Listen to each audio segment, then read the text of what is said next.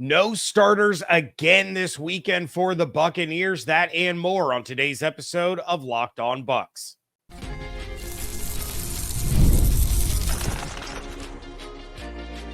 You are Locked On Buccaneers, your daily Tampa Bay Buccaneers podcast. Part of the Locked On Podcast Network, your team every day.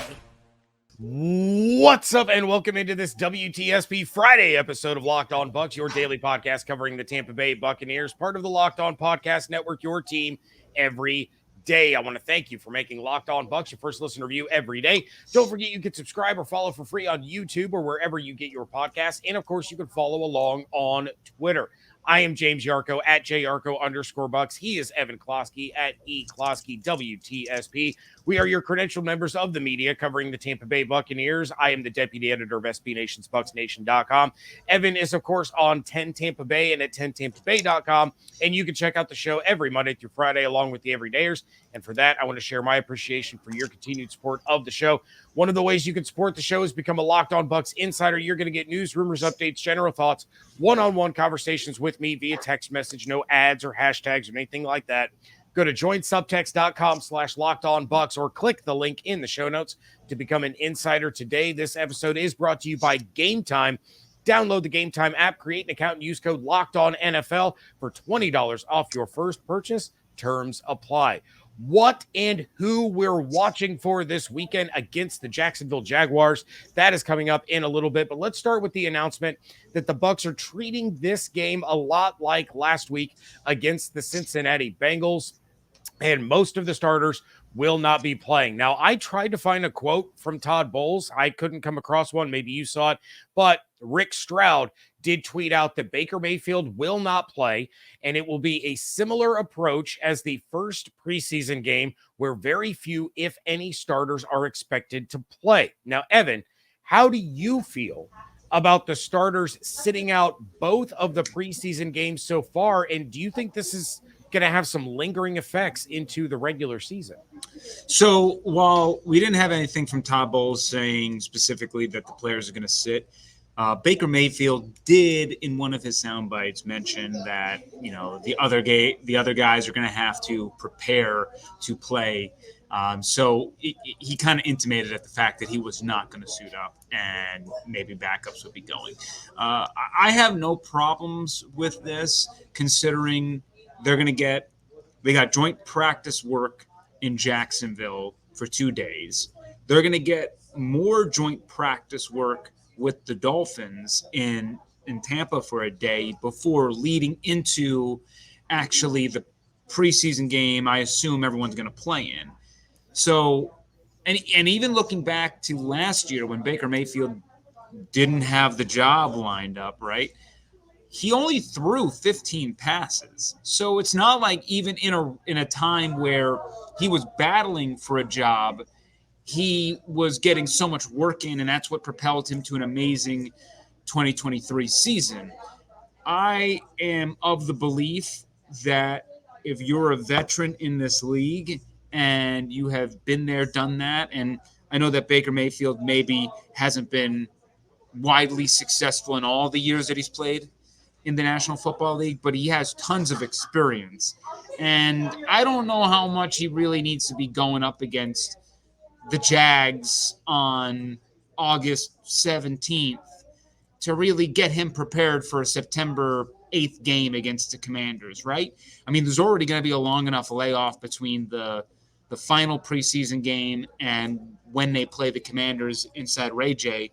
So by all means, sit everybody, because we've already seen a list of people who are nicked up between Cansey and School and Payne Durham and Sterling Shepard and Tyreek Funderburk. And there are a lot of guys who it doesn't seem like anybody is outside of, Sua Opeta, who's out for the season, Yaya Diaby, who I didn't mention. So, it's like nobody that it seems like is long-term outside of Sua Opeta, but it's starting to add up. So I rather play it on the safe side and play these guys in the final preseason game when Other teams are more likely to have ones out there. I always want ones versus ones because those guys know how to protect each other. Once you get ones versus twos, that's a problem because the twos are trying to prove something. They're trying to earn a spot, right?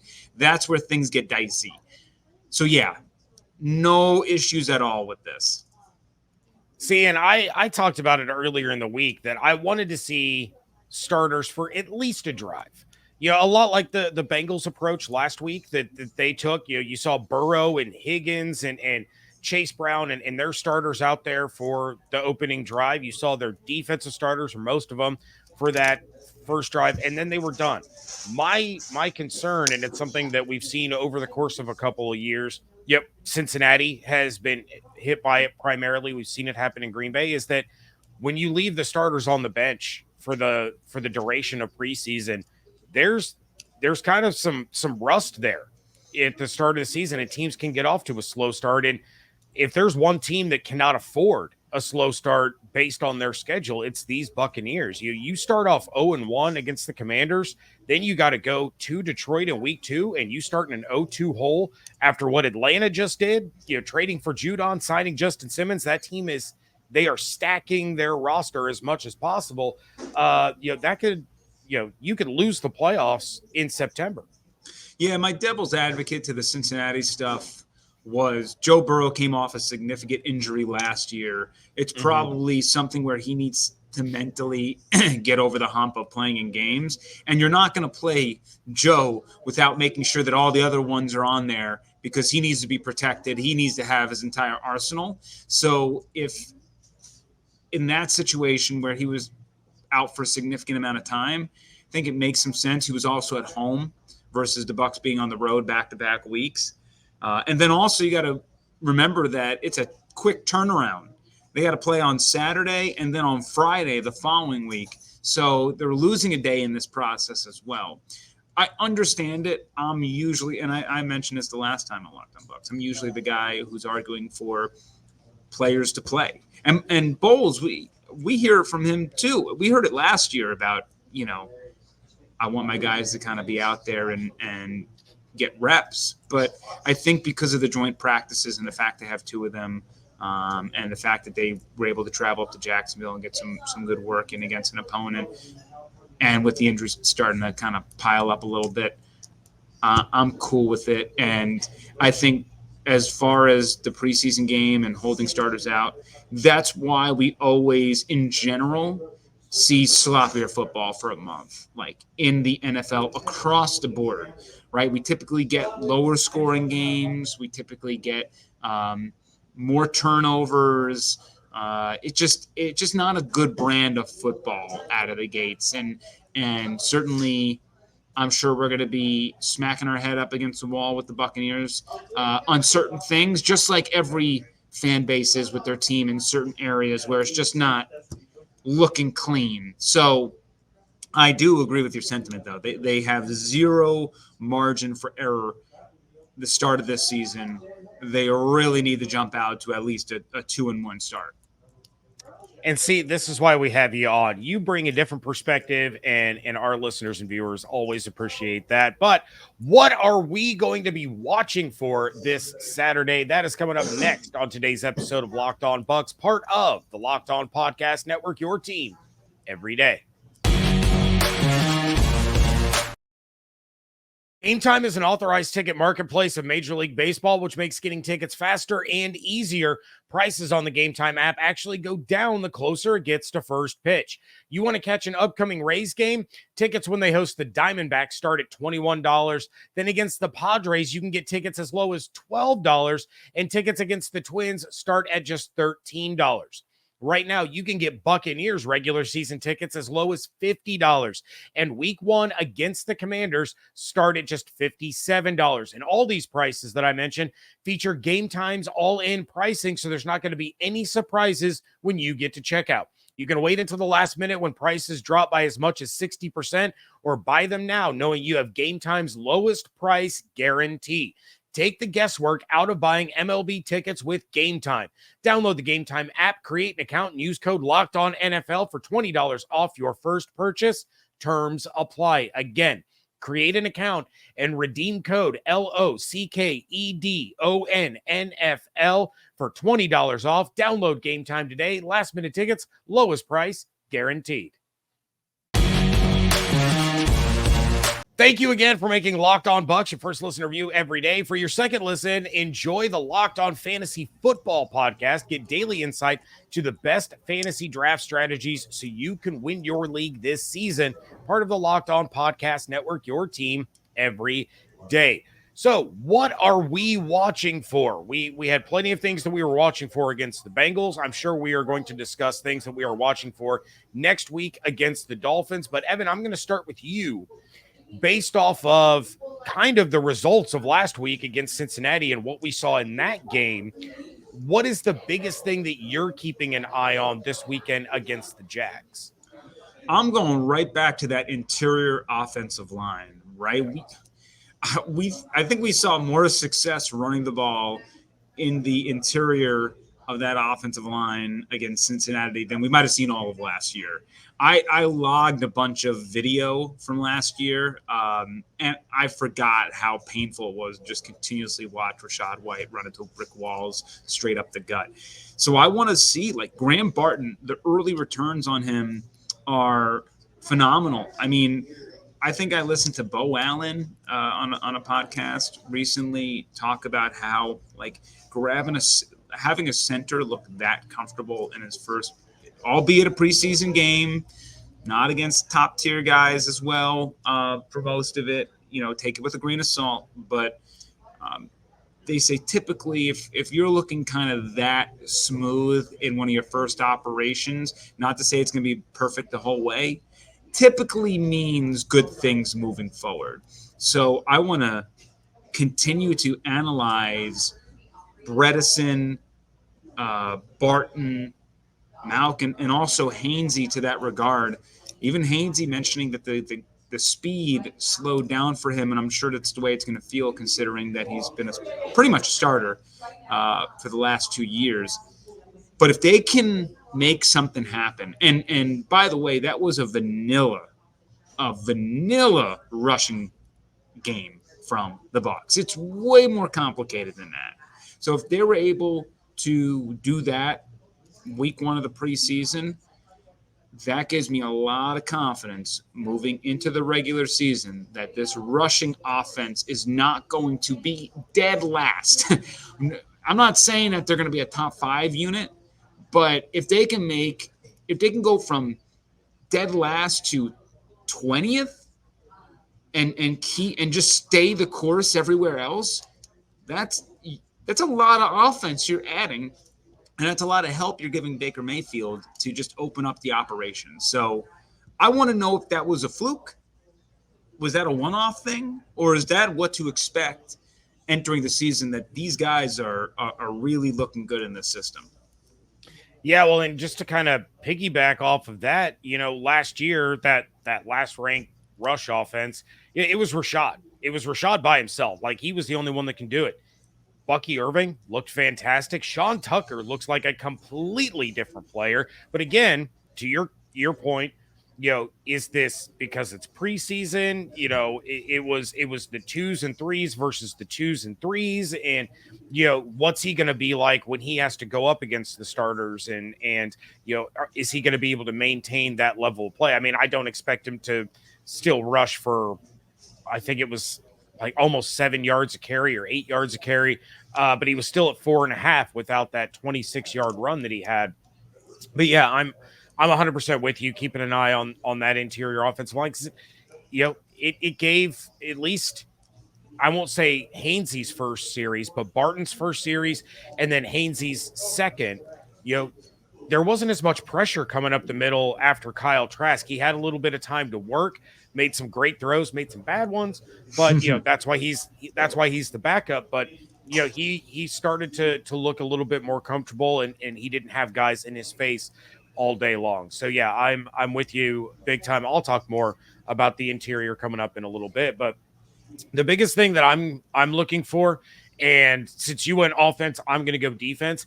It's the edge rush rotation. And I was kind of going back and forth between this and then, of course, the battle at that nickel corner. Last week, Izzian started at safety. Tyke started up at that nickel spot. But I'm keeping an eye on this edge rush because they had their moments. They didn't get any sacks, but they had their moments. And I'm fascinated by Jose Ramirez.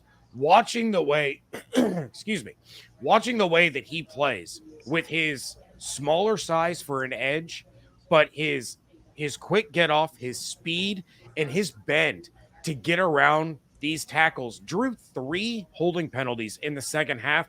I want to see more of him. I want to see more of Markees Watts. Talk about Chris Braswell, coming up, I'm sure. But I want to continue to see these guys grow a little bit and, turn some of those pressures into sacks this weekend. Give me a little bit more confidence because, again, it's completely different when they're out there with the 2s against 2s or with the 3s against 3s compared to what these same guys are going to look like when you have Levante, when you have Vita, when you have Antoine, when you have these other playmakers on the field. There's going to be more guys that need to be accounted for, and it's going to open up opportunities for guys like Markees and Jose and Braswell and the rest of the crew there. Yeah, and I want to mention that Jason Light has said on multiple occasions, going back to last year, entering this season, that guys like Jose and Markees were giving Wirfs and Gedeke fits in practice last year. So they were giving such amazing looks in practice, which of course helped, iron sharpens iron, all that stuff. I don't think it's the first time that we were able to see Jose ourselves, right? Because I think he was a little bit banged up last year. We didn't get to see much of him. And then obviously we're not able to watch practice outside of them stretching and going through a couple of little soft toss drills. But whatever positive reviews we can get from the edge, I'm signing up for it. I'll take whatever we can get because it, as we mentioned it, and we just saw Judon go to Atlanta. It just, the entire NFC South, it's got a little bit better with Judon, but the entire NFC South just doesn't have marquee pass rushers. And certainly the Bucs, it's the number one area of weakness. Everybody at home drink because I mentioned how the edge rushers and how much I'm scared by them. So that's my that's my patented answer that I'll continue throughout the course of the season. Well, if they would just listen to me and trade for Hassan Reddick, we would be in a much better spot. That's all I'm trying to say. Yeah, it's a little bit. I mean, not to go into a huge digression. My just one thought on that is I don't think the Jets are going to trade for Reddick to then trade him away. B, I think that Reddick, the money it would cost for Reddick, the Bucs are still kind of getting out of a little bit of a salary cap issue going back from even the Brady years, right? They're still on the books for Shaq. They're still on the books for Brian Jensen next year. But by saving a bunch of cap room this year, they can carry over a bunch of it to cover the costs of what you just gave Tristan Wirfs, what you just gave Antoine Winfield Jr., what you just gave Mike Evans, Baker Mayfield, all those guys, especially if you still want to keep Chris Godwin maybe. The flex, like if you do that now, you're limiting your flexibility moving forward. And I'm just not 100% sold that that's the guy you want to handcuff yourself with for this year. You might want to open up the pockets next year, see who's available. It might be a better name than Hassan Reddick. So I would, if they got him tomorrow, I would totally be for it. I'm just saying I understand the hesitancy. Yeah, I do too. At the end of the day, I did an episode about it. Had a couple of the listeners and viewers say, I would love this.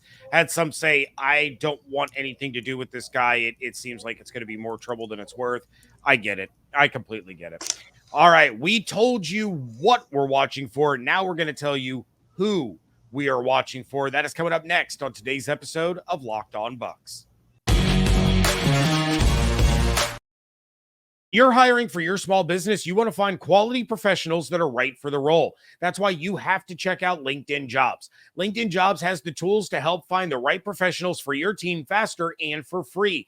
LinkedIn isn't just a job board. LinkedIn helps hire professionals you can't find anywhere else, even those who aren't actively searching for a new job, but might be open for the perfect role. In a given month, over 70% of LinkedIn users do not visit other leading job sites. So if you're not looking on LinkedIn, you're looking in the wrong place. On LinkedIn, 86% of small businesses get a qualified candidate within 24 hours. So hire professionals like a professional on LinkedIn.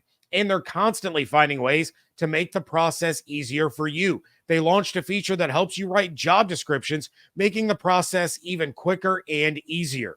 Post your job for free at linkedin.com/lockedonnfl. That's linkedin.com/lockedonnfl to post your job for free. Terms and conditions apply. Wrapping things up here on a WTSP Friday preview episode of the Locked On Bucs podcast. We are closing things out with players that we're really keeping our eye on. We did it last week for the Bengals. There's, again, preseason can be fun and informative if you know what you're watching for. Don't watch it like it's a game in October. That's not fun for anyone because it's terrible football. But there are takeaways that you can get. So, and certain guys you should watch. So, Evan, who is the guy on offense that you're really going to pay close attention to? You kind of mentioned Sean Tucker. I think he's kind of the big name I want to see again. A man who really hit the schneid last season, got paid money as an undrafted free agent, probably would have been drafted if not for a medical issue. Head was spinning with the playbook, played a couple of games. We never saw him again. Then jumps on the scene in Cincinnati, looks great. Throughout training camp, actually, he's had a lot of positive returns. So I have liked what I've seen in him. I want to see him keep that momentum because we know that Bucky is probably going to be the two, including kick returning duties. It's just I need to know what Sean Tucker is and whether Chase Edmonds is a glorified coach on this team or do they need him? So I don't know. I mean, Chase is missing a bunch of time, and that's the opportunity that Sean Tucker can get. But we talked about him. The other guy, Devin Culp. So yes, my boy, your guy. My boy. I mentioned Devin because Payne Durham's hurt. We know that Cade Otton's probably not going to play. So Devin's going to get a significant amount of PT along with Kokeeft and, a couple of the other guys in there. But I would imagine that Devin's going to get significant run in this game. He got a little bit of that game cut short in Cincinnati with a concussion concern. I think Kyle Trask threw a couple of hospital balls at him in that contest. So I want to see what he can provide not only as a receiver, but also as a blocker. So I'm going to be watching him because that tight end 3 battle is it's not a sexy one to talk about, but considering Kokeeft has been on this team for the past couple seasons, he could be on the outs now that there's a new coaching staff in here, and I don't know how necessary a kind of that fullback-y type of guy is. Yeah, and Culp's a great one. I talked about him after the Bengals game. I was surprised to see how early he was out there on the field. And, had been told that he had been doing a phenomenal job in camp and kind of deserved that opportunity. But to see him go out there ahead of Kokeeft, I kind of expected Culp to enter the game around the same time that Wolford did. And to see him out there with Trask and Durham and being a guy, he got 6 targets against the Bengals, only caught 1, and it was the post-concussion protocol, got the first down. That drive ended up in a field goal. But, you're 100% right. We are going to get a heavy dose of Devin Culp in this one because of Payne being out, and then Otton, he won't even suit up. So I'm excited to see him again. Hopefully he gets more catchable targets. I think that was another big problem. One of his targets was a pass that was nearly intercepted. One of them, he had a heat-seeking missile hit him square in the head because he kind of had to lay out for it. So, yeah, I am really excited to watch Devin Colt, but my guy on offense is going to be Graham Barton. I know it's the low-hanging fruit, but he was so fantastic against Cincinnati, and it was his block that sprung Bucky Irving for a touchdown in the first half. I want to see more of that. And of course, I'm going to be watching Bucky and Sean Tucker, and we're all interested to watch those guys. But I want to see how they're doing with Barton compared to how they're doing with Robert Hainsey. And of course, that's also going to spill into the passing game when you change centers up. If they go with the same approach as last week, he should be out there with Ben Bredesen and Cody Mauch. But I think I would rather see Bowles, whoever he starts, if it's Hainsey or if it's Barton, I want to see them play consecutive series. I didn't like the, switching in and out every other series. Let these guys get into a rhythm. It's a very political way of doing it. Yeah. But if you're going to leave him out there with the same interior line, the same quarterback and everything, have Barton do 2 series in a row, then have Hainsey do 2 series in a row. Let them get into a little bit of a groove rather than in and out, in and out, and in and out. That kind of stuff just kind of drives me nuts. But there's a reason Todd Bowles gets paid to do what he does, and I'm doing what I do. Defensively, my full focus is going to be on Chris Braswell. And I've mentioned this a couple of times. I thought the edge rush did a decent job of getting some pressure last week, but I need to see more. And as I mentioned, it's going to look different with the full array of defensive starters. But Bowles was really pumping Braswell's tires on Thursday, talking to the media. He talked about how excellent he's been since Diaby went down, how he's one of the most pleasant surprises that they had over the last couple of days in these joint practices in Jacksonville. So Todd's really happy with his development. Now I want to see that translate into some production on the field.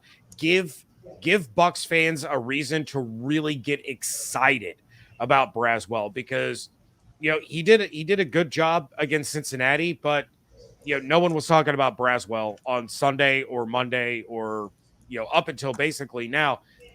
Let's see what kind of weapons he's got and the ammo in his chamber there, and get after the quarterback and make a splash play. Similar position, Markees Watts. Yes. I'm all in on the Watts bandwagon, and kind of a no-show in Cincinnati. Then on top of him, Deloach is another guy who I was all up in that bandwagon, and didn't really see him pop on the tape much. Nope. If I told you that Deloach didn't even play in that game, you'd be like, oh, that makes sense. So that would be those are my 2 guys. So you went with the guy who's definitely going to make the team, and we want to see if he can help immediately. I'm kind of going with the guys who are fighting for those spots and proving that, hey, I belong. We know Watts earned a spot last year on the team, but we got to see him put it all together, because I know that earlier in training camp, Bowles mentioned, hey, he hasn't been sort of the pass rusher we saw last year, but he's been better against a run, right? Like he's kind of learning that, which is why he didn't get more playing time last year. It wasn't because of his ability to get after the quarterback, which I think we could have seen more of. It was the confidence in him playing against a run and also being a dropper. So that was I got to see more. I expect more from him, especially when I'm seeing Jose Ramirez on the fly off the tape. So those are my 2 guys. Yeah, well, and if I'm going to go off the beaten path a little bit, because that's fair, I did name guys that are, they're locks. Both of the players in the secondary named Hayes, Josh and Andrew, they need to have much better games. Much better games. Yeah, poor. And to be fair, Andrew Hayes went up against a very, very talented wide receiver who, if he didn't have off the field issues, might have gone higher in the draft. But still, just brutal. They just attacked him. Yeah. Well, and before it was him, it was Josh Hayes having to go up against T. Higgins, and that's not a fair matchup. But still, I mean, I feel you can't make the stupid mental mistakes that we saw both of them make. And you know, I'm still upset the most about the Tyke Smith penalty. And that's sort of like get those mistakes out now. But him just while the football IQ is great. I mean, you got to have the awareness of just not running into the receiver. That I mean, on a 3rd and 17 or whatever that was. Well, and they called that on Josh Hayes, and we were all up there going, "What was the penalty?" Like that ball was in the 3rd row of the stands. Yeah. By the time he ran into, I think the intended receiver was Higgins. Yeah, it was. You know, and that was beyond uncatchable. It was already landing on the ground out of bounds. So it was like have the self-awareness to not do things like that, but also that was a horrendous call. Not going to complain about the officiating. Number one, it's preseason. Number two, it's preseason for them too, and the Bucs got away with some stuff. They picked up a couple of flags. I actually thought that the officiating was as like in preseason, you think it's going to be stricter. They were looser. Oh yeah, they were not throwing out penalties at all. You know, definitely the way that I prefer football, but I expect things to change. Yeah, it was. They let a lot go, and there were a lot of flags that got thrown that got picked up that shouldn't have been. And the Bucs were beneficiaries of about half of them. At least in a poorly called game, it was poorly called for both sides. As long as you're consistent, whatever way it is. Consistently terrible, we'll take it. So, all right, that is going to do it for this episode of Locked On Bucs. I will be going live Monday afternoon, early afternoon, with my preseason reaction. Jam-packed weekend. I'm not going to get to watch the game live. I'm completely booked all day Saturday. Sunday, I'm locked up. So, live reaction episode coming early Monday afternoon. Make sure you're subscribed on YouTube with the notifications turned on so you can join in the live chat. In the meantime, though, Evan, what do we have going on over on 10 Tampa Bay and at 10tampabay.com? The Blitz, which this is good knowledge for you. The Blitz is going to premiere September 1. We're going to do a preseason primer. You know, this is, I think, our 4th season doing the Bucs Blitz. And we're going to do our preseason primer September 1. We'll know everybody who's on the team, get you all set up for the year that's going to happen. And in this way, on September 8th, when we get ready for the home opener, we can dig into the week 1 matchup and make sure that you're getting everything prepared for that game versus kind of making the show this dual catch up on the team and learn about who they're playing today. We're just going to get all that done September 1. So the Blitz is coming back. We're very excited. Me, David Shealy, you're going to see your boy James here, and we're going to have another great year analyzing this team and hopefully a fun ride. Always a great time doing the Blitz. I absolutely, I love watching it. I love being a part of it. So looking forward to another fun year of that. All right, check out everything that Evan is doing on 10 Tampa Bay and at 10tampabay.com. Check out everything that I'm doing over at bucksnation.com. Follow on Twitter at Locked On Bucs, at JYarcho_Bucs, at eCloskey WTSP. Become a Locked On Bucs insider. Go to joinsubtext.com/LockedOnBucs or click the link in the show notes. And of course, make sure you are subscribed on YouTube with those notifications turned on, especially for stuff like Monday when we all react to the game together in that live chat, or make sure you are following on your favorite podcast platform of choice. Hope you all have an absolutely outstanding weekend. Stay safe, stay healthy, fire the cannons. Want to thank you so much for joining us right here on Locked On Bucs, part of the Locked On Podcast Network, your team every day.